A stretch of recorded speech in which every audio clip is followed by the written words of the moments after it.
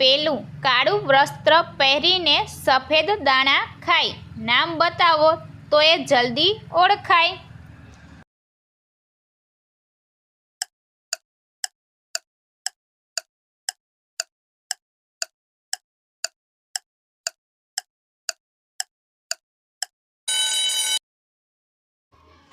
તો મિત્રો આનો જવાબ છે પેન.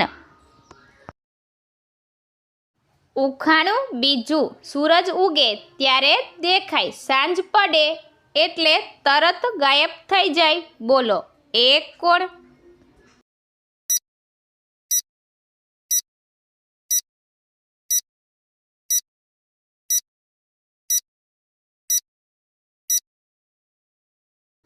તો મિત્રો આનો જવાબ છે પડછાયો.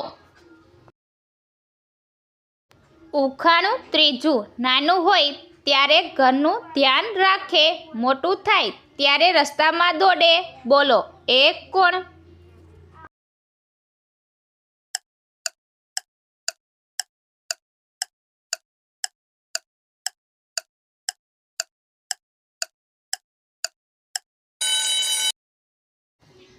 તો મિત્રો આનો જવાબ છે કૂતરો. ઉખાણું ચોથું. મોઢું ન હોય છતાં બોલે, કાન ન હોય છતાં સાંભળે. બોલો એ કોણ હોય?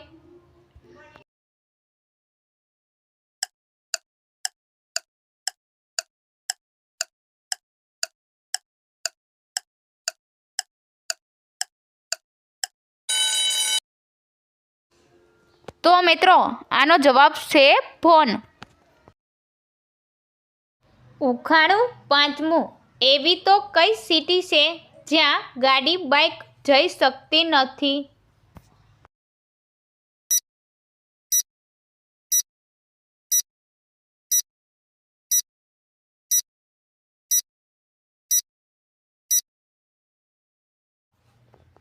તો મિત્રો આનો જવાબ છે ઇલેક્ટ્રિક સિટી.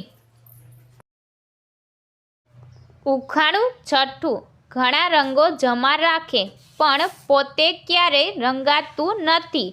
જે એને વાંચે એ દુનિયા જાણે, પણ એને કોઈ યાદ રહેતું નથી.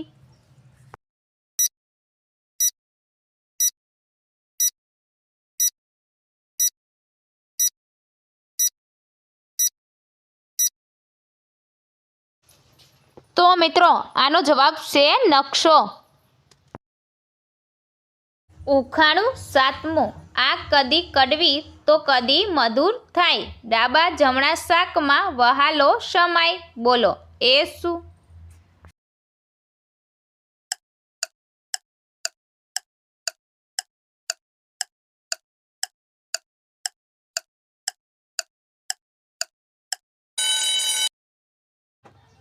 તો મિત્રો આનો જવાબ છે દૂધી. ઉખાણું આઠમું. લીલા કપડાં પહેરે, મહેકતું મહેકતું આવે, રાંધતા રસોઈમાં સુગંધ ધરાવે. બોલો એ કોણ કહેવડાવે?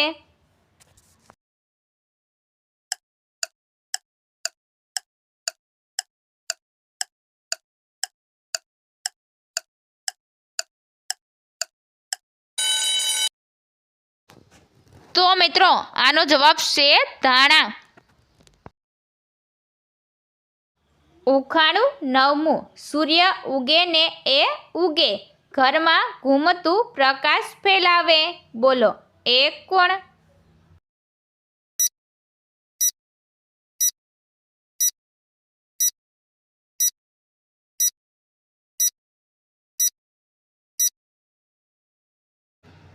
તો મિત્રો આનો જવાબ છે ટીવી સ્ક્રીન. ઉખાણું દસમું. એવું કોણ છે જેને ધરતી પર ક્યારેય પગ નથી મૂક્યો છતાં બધાને દેખાય છે?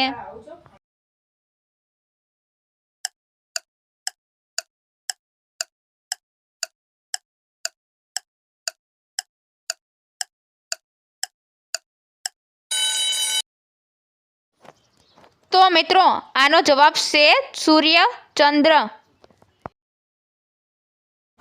ઉખાણું 11મું. એવું કોણ છે જેની પાસે શબ્દો ઘણા છે પણ બોલી શકતી નથી?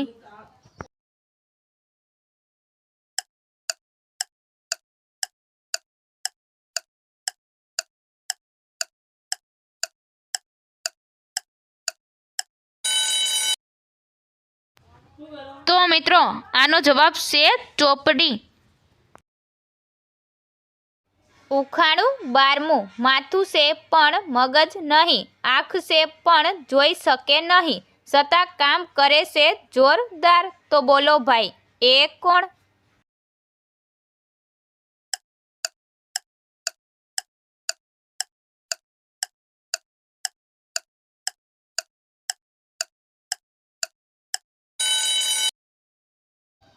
તો મિત્રો આનો જવાબ છે સોય. ઉખાણું 13મું. કલમે એ કાંઠો છે પણ નહીં એ કવિ કે લેખક, કૃતિના કાઢે છોતરા, ચૂકે નહીં એક પણ તક. બોલો, એ કોણ?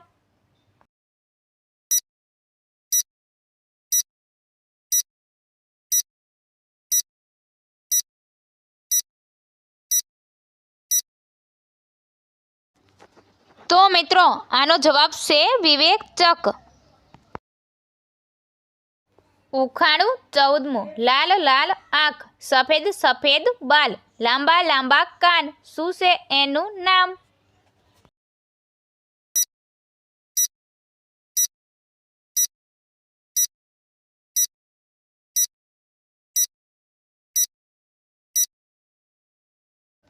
તો મિત્રો આનો જવાબ છે સસલું. ઉખાણું 15મું.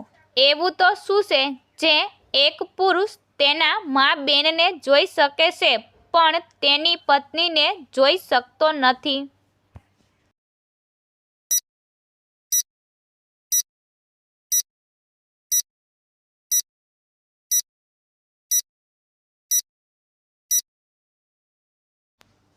તો મિત્રો આનો જવાબ છે વિધવા રૂપ.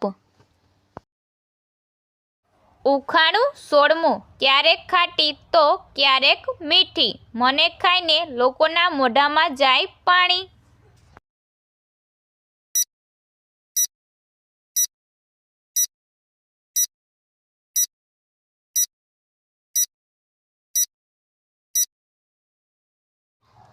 તો મિત્રો આનો જવાબ તમારે કમેન્ટ બોક્સમાં આપવાનો રહેશે.